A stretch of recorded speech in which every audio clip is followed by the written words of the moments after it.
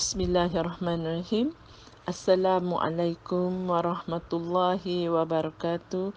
Sahabat seiman, Alhamdulillah hari ini kita berjumpa lagi pada siri yang ke-74 ya. Segala puji hanya milik Allah, Tuhan sekalian alam. Alhamdulillahirabbil alamin, dan selawat semoga salam terlimpah kepada Rasulullah sallallahu alaihi wasallam, keluarga baginda dan para sahabat yang mengikuti baginda hingga hari kiamat ya. Alhamdulillah hari ini hari Khamis, mungkin ramai di antara sahabat seiman di luar sana yang melakukan puasa sunnah hari Khamis ya. Dan bagi sesiapa yang tidak melakukan puasa sunnah hari Khamis pada hari ini, mungkin telah pun mengambil sarapan pagi ya. Mungkin ada suri rumah yang dari malam tadi memikirkan apakah yang ingin disediakan sebagai juadah sarapan pagi untuk seisi keluarga ya. Jadi kalau kita fikirkan betapa kita sebenarnya sangat mengambil berat tentang pemakanan kita, pemakanan dari segi jasmaninya kita, ya, menyediakan makanan-makanan yang thayyib, iaitu yang baik dari segi halalannya dan zatnya ya. Itu juga bagus dan dituntut dalam agama. Tetapi berapa ramaikah kita yang juga memikirkan tentang santapan rohani yang sepatutnya kita sediakan untuk diri kita sendiri terutamanya, dan mengingatkan ahli keluarga kita ya, yang mana kita tahu sesungguhnya Allah telah menyatakan kepada kita supaya kita bukan saja menjaga diri kita daripada azab api neraka, malahan Allah mengingatkan kita agar kita juga saling menjaga ahli keluarga kita daripada azab api neraka. Apakah pendinding yang paling baik? Tidak lain melainkan dengan zikrullah ya, sentiasa mengingati Allah. Sesungguhnya dengan mengingati Allah itu menjanjikan sesuatu yang sangat-sangat mudah, ketenangan jiwa yang akan kita dapati dengan sentiasa zikrullah, sentiasa mengingati Allah, dan ianya boleh menjadi pendinding kepada azab neraka di akhirat nanti ya. Jadi kita awali pagi kita alhamdulillah dengan mendirikan 2 rakaat solat sunat sebelum subuh, dan kemudian mendirikan solat fardu subuh ya. Dan zikir-zikir setelah kita melakukan solat fardu, kemudiannya kita susuli juga dengan zikir pagi, begitu juga zikir di petang hari nanti ya. Jadi dalam zikir pagi itu sebenarnya itulah himpunan munajat dan doa kita kepada Allah untuk kita mendapat perlindungan dan rahmat Allah untuk seharian ini, sehingga nanti di waktu petang kita mengulangi lagi sebagai zikir petang kita ya. Saya kira itu adalah sesuatu yang sangat penting yang sepatutnya kita seimbangkan dengan pemakanan untuk zat tubuh badan kita. Begitu juga pentingnya kita sentiasa mendapatkan nutrition untuk kerohanian kita ya. Yang mana Rasulullah sallallahu alaihi wasallam mengatakan, barang siapa mengucapkan setiap pagi dan petang subhanallahi wa bihamdih sebanyak 100 kali, iaitu maha suci Allah dan segala puji baginya ya, maka tidak seorang pun yang datang pada hari kiamat dengan membawa lebih banyak daripada apa yang diucapkannya itu, maka itu adalah lebih baik ya, kecuali orang-orang yang membaca lebih daripada 100 kali tersebut ya. Ini adalah hadis riwayat Imam Muslim dari Abu Hurairah radhiyallahu anhu ya. Syekh Ibnu Utsaimin rahimahullah berkata, iaitu apakah makna subhanallahi wa bihamdih ya. Syekh menerangkan maknanya adalah engkau menyucikan Allah Taala dari setiap aib dan kekurangan, dan bahawa Allah Azza wa Jal sempurna dari setiap sisi, seraya engkau sertai tasbih ini dengan pujian untuk menunjukkan kesempurnaan Allah dalam memberikan kurnia dan berbuat baik kepada makhluknya, serta kesempurnaan hikmahnya, ilmunya dan seluruh sifat yang menunjukkan kesempurnaan Allah. Ya, ini sebagaimana yang Syekh tulis di dalam kitab Riyadhus Salihin. Ya. Oleh kerana itu, berzikir bukanlah sekadar ucapan lisan sahaja, tetapi kita harus memahami maknanya, merenungkan di dalam hati kita dan diamalkan dengan anggota tubuh badan kita. Ya. Jadi orang yang mengucapkan subhanallahi wa bihamdih, sesungguhnya ia memuliakan dan mengagungkan Allah di dalam hatinya. Dia mengakui bahawa segala nikmat yang Allah berikan kepadanya, dia mencintai Allah yang telah berbuat baik kepadanya dan sentiasa mengamalkan perintahnya dan menjauhi larangannya. Iaitu dengan kita melakukan segala perintah-perintah Allah dan menjauhi larangan-larangan Allah, itulah yang sebenar-benarnya takwa kita kepada Allah. Ya. Di dalam hadis yang mulia itu juga tadi terkandungnya perintah teragung, iaitu perintah tauhid, dan larangan terbesar iaitu mensyirikkan Allah, kerana sesungguhnya Allah itu maha suci. Ya. Allah tidak sepatutnya dipersekutukan dan dipersamakan dengan makhluknya. Dan Allah sempurna dari segala sisi. Ya. Allah tidak memiliki apa-apa aib dan kekurangan.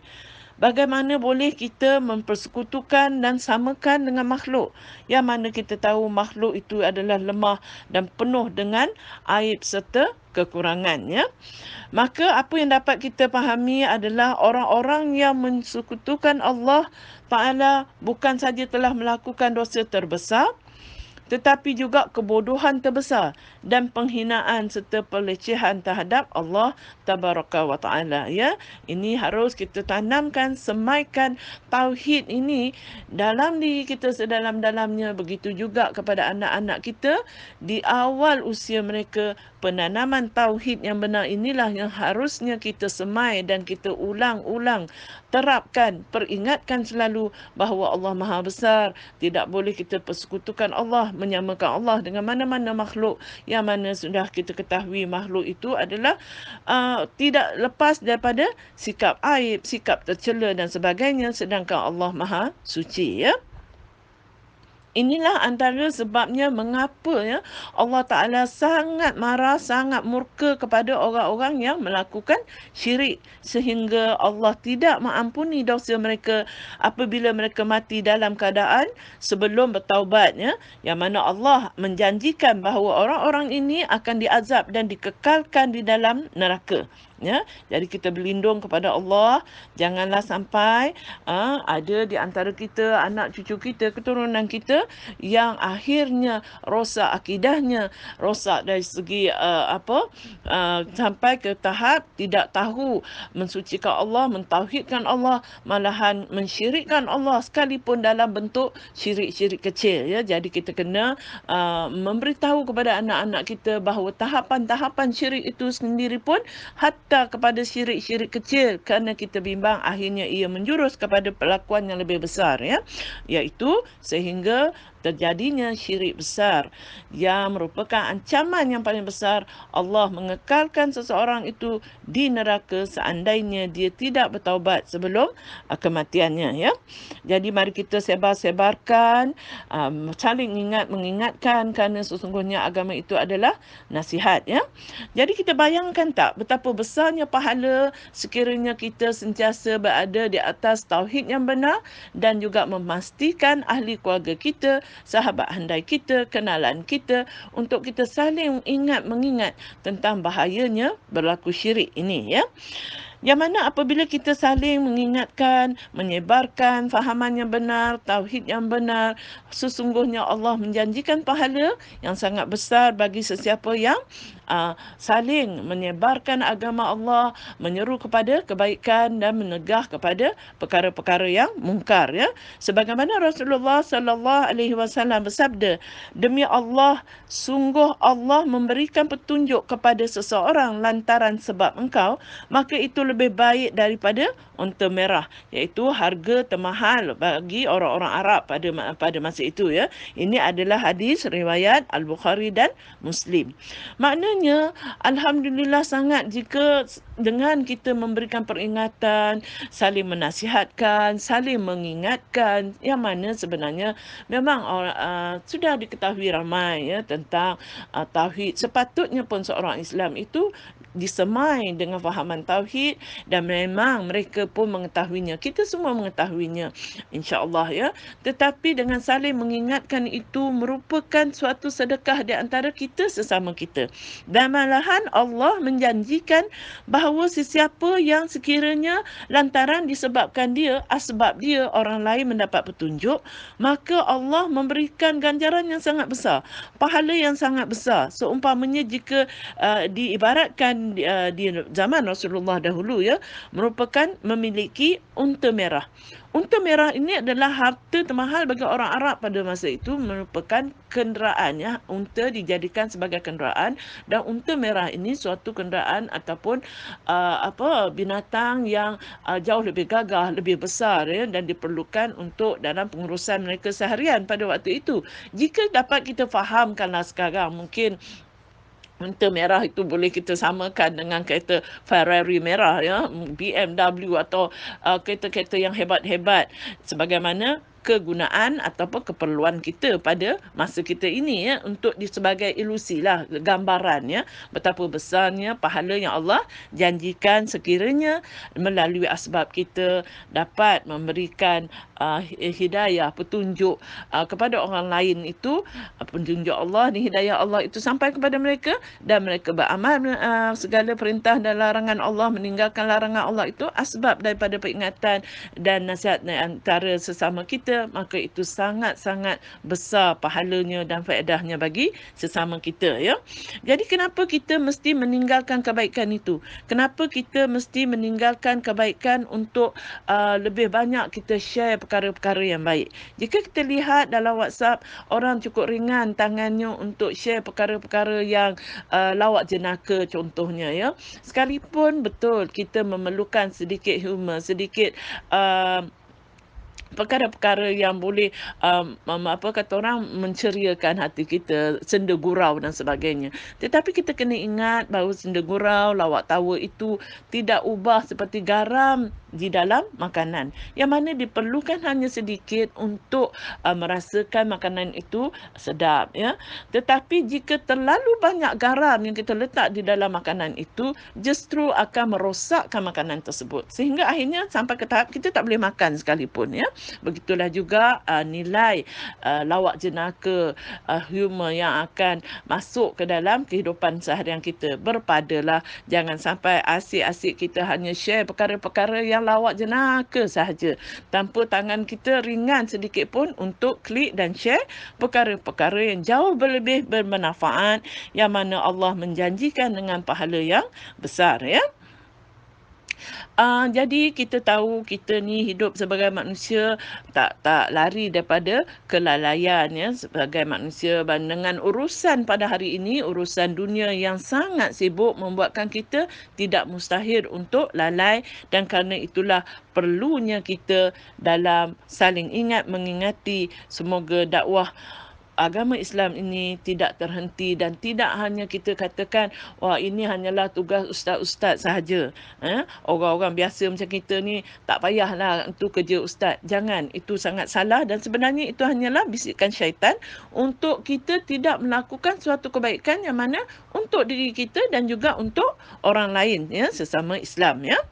Yang mana Rasulullah sallallahu alaihi wasallam mengatakan juga, barang siapa yang mempersiapkan membekali seseorang yang berperang, maka sungguh ia telah berperang.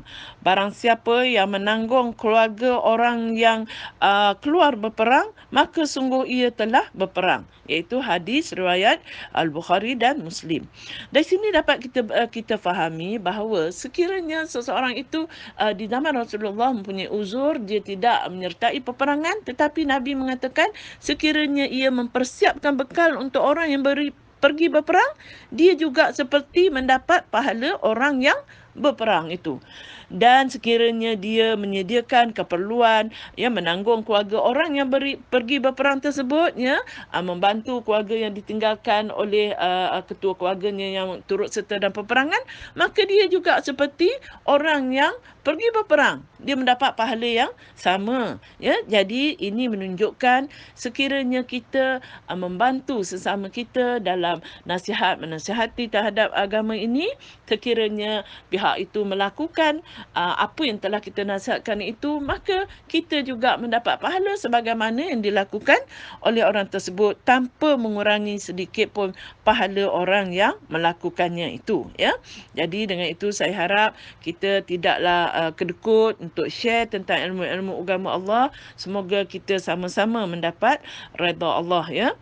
Semoga bermanfaat sehingga kita berjumpa lagi. Subhanakallahumma wa bihamdika asyhadu an la ilaha illa anta astaghfiruka wa atubu ilaik.